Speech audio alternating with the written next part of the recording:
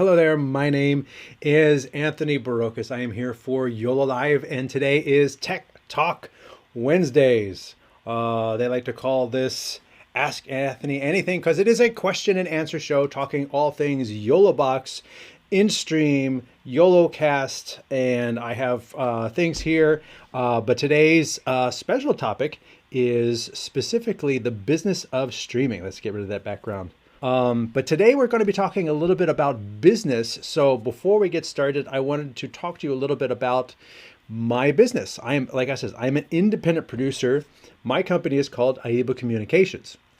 And when I moved to Frisco, I was doing work for freelance, work for whatever company might need some video production. And I would network in the local business groups, business communities, and things like that. And I realized that my company, YoloLiv Communications, that's my logo, doesn't necessarily tell anyone anything. And a lot of the companies that I would work for didn't have studio space, so they would ask me, well, where can we do some tutorials? Where can we film? Where can we film? And so I looked around for the opportunity to build a new space. A sound stage in Frisco, and we called that Frisco Studios, that I built with the owner of a local magazine here. They were going to use it for still photography. We worked together. We made it work for video. Pete Breen in Dallas, Texas, which is not too far from me, says no business yet, streaming. And that's always, it's the chicken and egg thing. It's the chicken and egg. I bought a YoloBox. I want to do streaming, but I don't have any business yet. Or do you go and get the business before you have the hardware? It's a chicken and egg thing. And the one thing I always find useful to get yourself started is find a local community organization who could benefit. Just have conversations. Hey, I do live streaming. Have you guys ever thought of just doing a little talk show or a little advice? It's like if it's a local community help group. Hey, we can do a series of 5 videos where you just offer tips and tricks, and we have somebody interview you. Hey, that's multi-camera, live switched streaming. Look at that. Plus, as a consultant, you get to help them usually build a YouTube page and put content out there. If you can start on your page, but then you can help them build their YouTube page. You record it, and then they can upload it. They get viewers, and all of this stuff. It's a snowball, and snowballs don't start really big. They all start small, and you always have to start small. And one question that I always love to ask is, how did you get involved in streaming? For me, streaming started as multi-camera live switch to tape. I started when we would record to tape.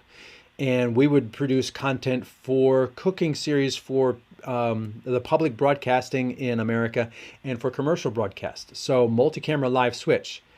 Doesn't matter if it's to tape or to broadcast or to streaming, it's the same process. Jules from New York City. I'm one of the producers for the first American Hungarian television program on Manhattan Cable, airing every Sunday. We occasionally live stream our program coverage to Facebook and YouTube.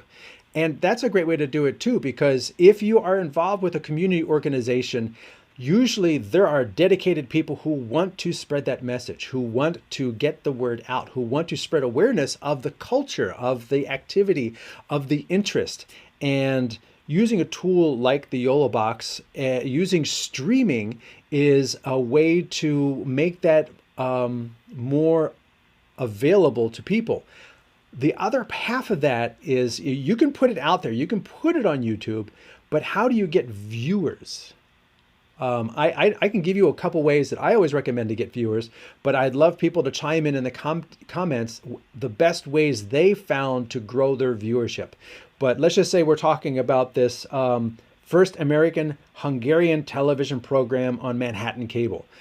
You have probably a large group of people in Manhattan who would be interested in this program.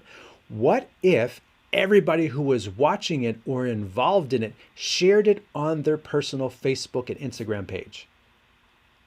All of a sudden, that amplifies the awareness of this program, of this streaming content. That is a great way to explode viewership by taking those people who are involved in the program, who have a vested interest in that content, to share it out. Also works with, church and faith-based programming too. If you have everyone involved in that live stream, in that program, share it on their personal page. Or take the link that was shared on the church's page and just forward it along. Comment on it. That's going to put that video in front of thousands more people. It's your content, remember. That's going to get you seen, and it's going to get your content seen, and it's a win-win again. The YoloMax going to have an update. Why do the YOLOs come with a defect on the output audio? If the vertical is almost the same, then why doesn't it have the same format? That's 3 really big questions. If the vertical is almost the same, why doesn't it have the same format? They're not almost the same. One's horizontal, one's vertical. These are not the same. Also, the horizontal producing device, the YoloBox, has all the titles that are 1920 across and 1080 tall. The vertical device has all the titles 1080 across and 1920 tall. You have to change the entire everything. Every single element has to be changed in terms of it can't go 1920 across. It has to be told you only have this much to go across and you have this much to go high. It's very, very different. I actually have one here. So this interface over here is very, very different. And if I bring up the audio mixer is formatted to make use of the fact that I have vertical video in the in-stream. It's not just, oh, I'm doing vertical on a horizontal device. No. This device only boots up vertical. It only does vertical. The destinations are only vertical. It doesn't, you can bring in horizontal video like this camera right here. This is a webcam that I have rotated. This right here, this green one, is this camera that I'm talking to, the same exact camera, but fed into the in-stream. So you can see this device right here, it comes in sideways. So you have to kind of make this vertical, which you can do now with the rotate 90 degrees, and then you can crop in, scale that down like that. As I fit the screen, I say done. And now I have a vertical input right here, but it takes a bit of doing to make a horizontal video into a usable vertical video. They're not the same thing. I have to rotate it, I have to crop it, I have to resize it. There's a lot being done to make that work. So they're not the same thing. They're 2 different tools. One is a wrench, one is a pair of pliers. They do 2 different things. Is this can be used in green material? I'm guessing you're asking about green screen, and the answer is yes, because this is what my studio actually looks like. So this is just a big green drape that I have here, and with the YoloBox, that's it. I'm actually not in a cafe, and these people haven't moved the entire half hour we have been talking. I would have hoped they would have ordered and sat down by now, but they have not. But it's a nice blurred background that I like. This is a casual show. We're talking about things. We're having a conversation, and so I thought this is a nice background. If you watch the tutorial videos, they use a different background because those are more formal explanation type things.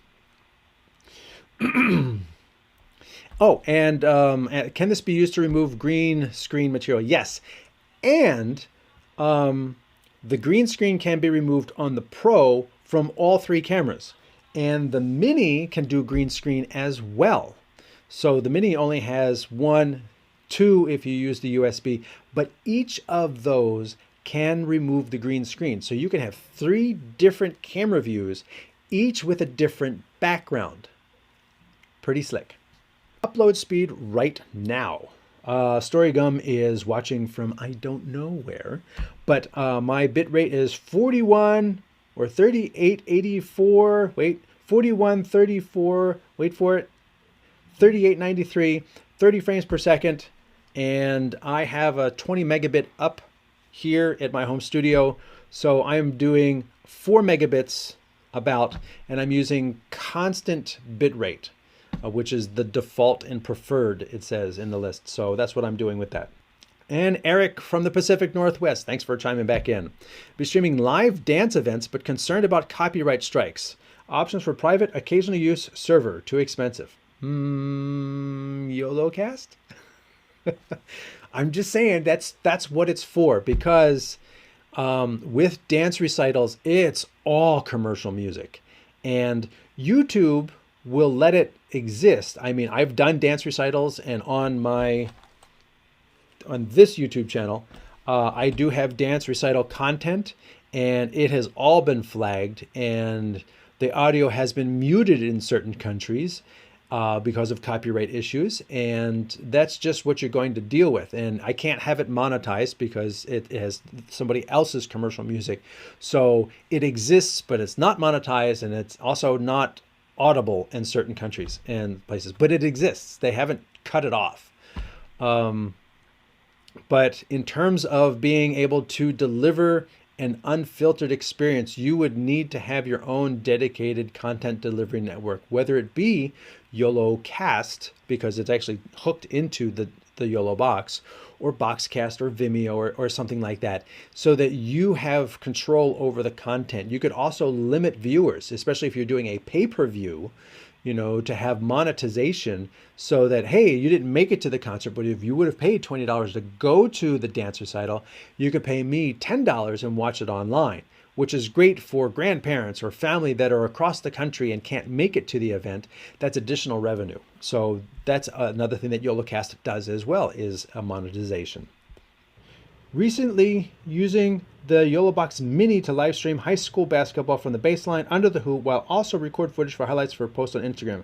Also do commentary. Great for one person. Yes, the Mini is like purpose built for going on top of a camera and streaming out directly, because it's got the SIM card in, or the Wi-Fi, or bonding stream, SIM card and Wi-Fi.